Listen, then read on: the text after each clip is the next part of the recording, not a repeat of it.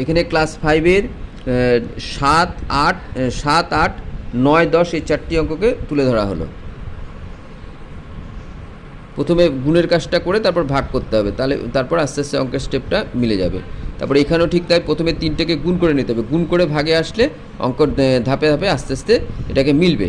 তারপরে এখানেও ঠিক তাই, প্রথমে ভাগ আছে তাহলে ভাগের কাজটা সেরে নিয়েছি, দিয়ে গুণ করে এভাবে করা হয়েছে, ঠিক আছে।